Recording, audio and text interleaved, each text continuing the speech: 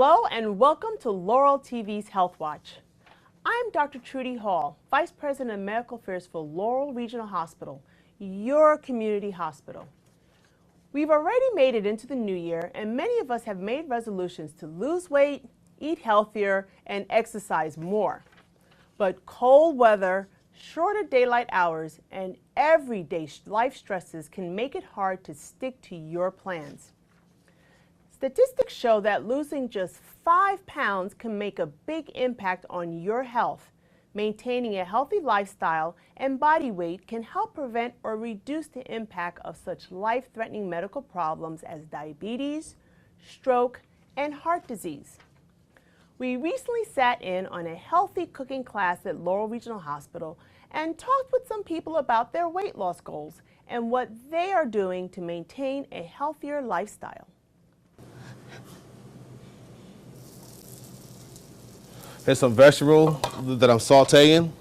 And what I mean by sauteing is what I'm doing, I sprayed it and I get the pan real hot, all right? Because when I'm sauteing, all I want to do is just get the vegetables at a nice crispy color so I can keep all the nutritional value that's in it, also keep the color in it as well. Which vegetables do you have in there?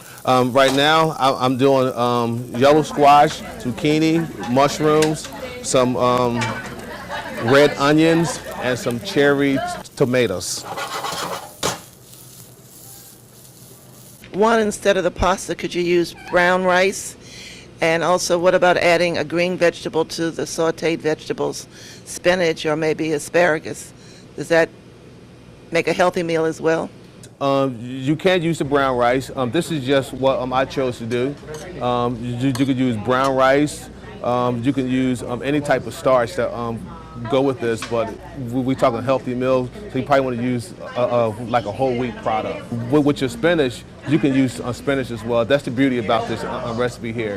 Whatever type of vegetable that you like, that you prefer using, you can use. This is the wheat pasta I'm putting down now.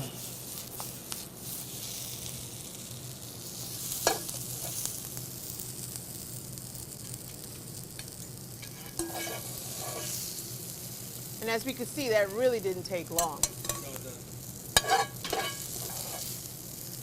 And as we could see, that really didn't take long. No, it doesn't. How many calories would a meal like this usually have? How many calories would a meal like this usually have?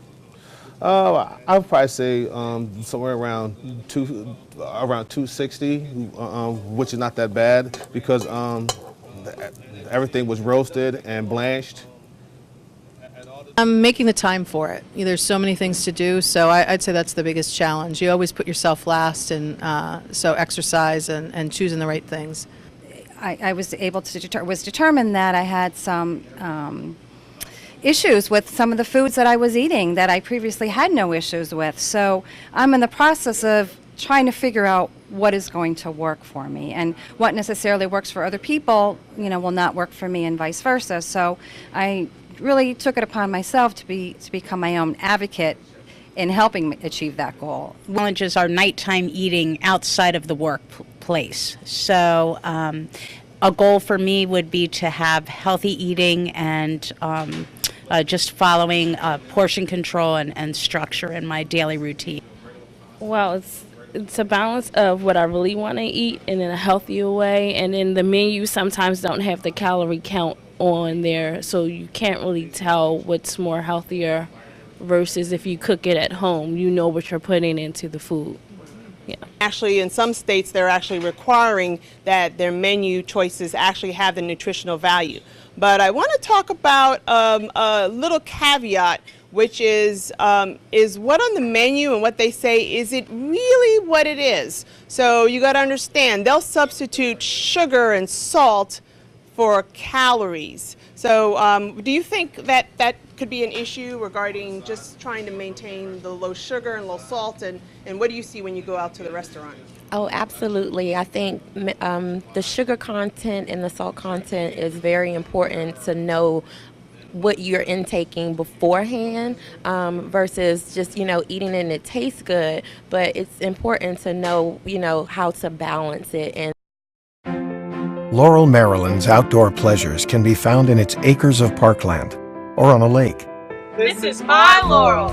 where a legacy of service to others rises from the ashes of a downtown fire and sparks a renewed sense of community, This is my Laurel. where the people and the leaders work together for progress. This is my Laurel. For all things Laurel, tune in to Laurel TV. Turn your power on.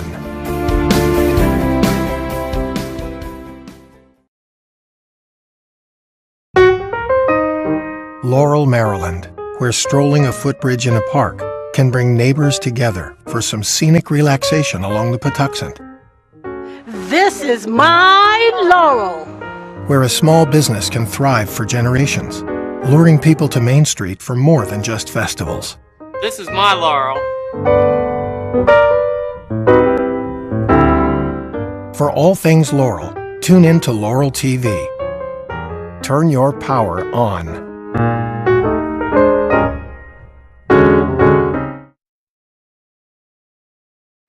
This is my Laurel.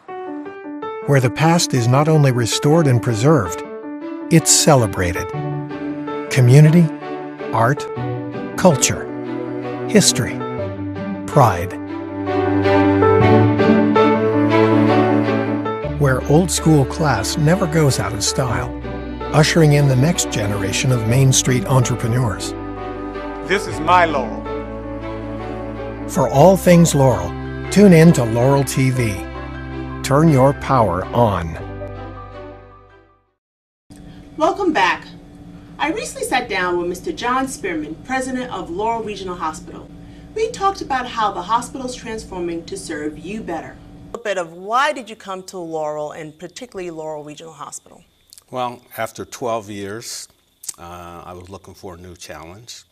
At about that time, Mr. Moore, the CEO of the system, came to recruit me and suggested that Laurel would be a perfect fit for me.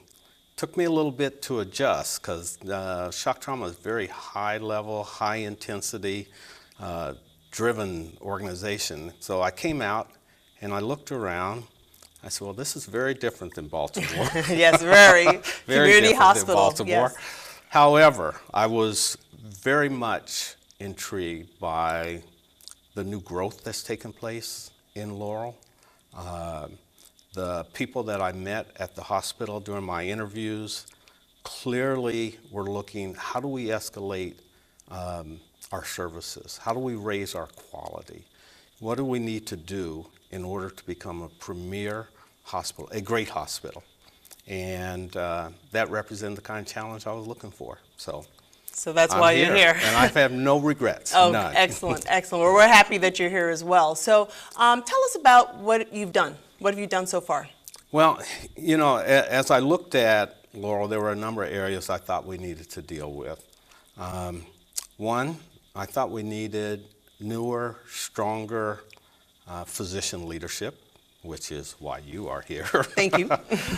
But in addition to you, while we've had physicians who are very experienced and have served Laurel a long time, I also thought we needed a better mix of physicians who were grounded in the community and new physicians who were bringing state-of-the-art practice. Exactly. And it was that mix of physicians that I think we are now beginning to get a handle on. That makes a huge difference. It also helps us, when you have those kind of physicians, it helps raise the level of the nursing services, the quality of the nursing services. And that was an area I thought we needed to deal with as well. We brought in new nursing leadership, and in collaboration with the physicians, you can feel the difference in our nursing quality. We are bringing, we actually have a new patient experience vice president.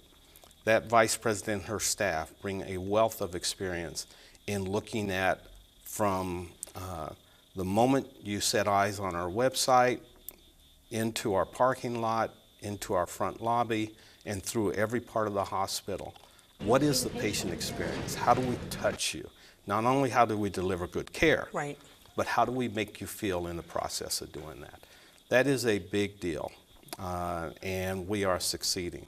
Can I pause for a moment and tell you a little story? Sure. I love stories. So we do follow-up. You know, our nurses call and follow up if you've been in the hospital to see, now that you're home, how are things going? Sometimes I make those calls. So I made a call the other day, and the patient that I spoke to, I didn't realize she was 93 years old. Wow. But she told me, and she was very strong, energetic, feisty, and she told me that she was absolutely impressed with the facilities, with the doctors, the nurses. She said, even the people that clean the floors spoke to me. She said, and made me feel like I was somebody important. And so with that kind of testimony, you know, I think we are changing. Right. We're definitely changing. Right. So now I know one of the new partnerships which was really strong towards that direction of change was the University of Maryland emergency room physicians. Yeah. So tell us how long they've been there and some things that they've implemented to actually improve our front door of the hospital, which is our ED. Yeah.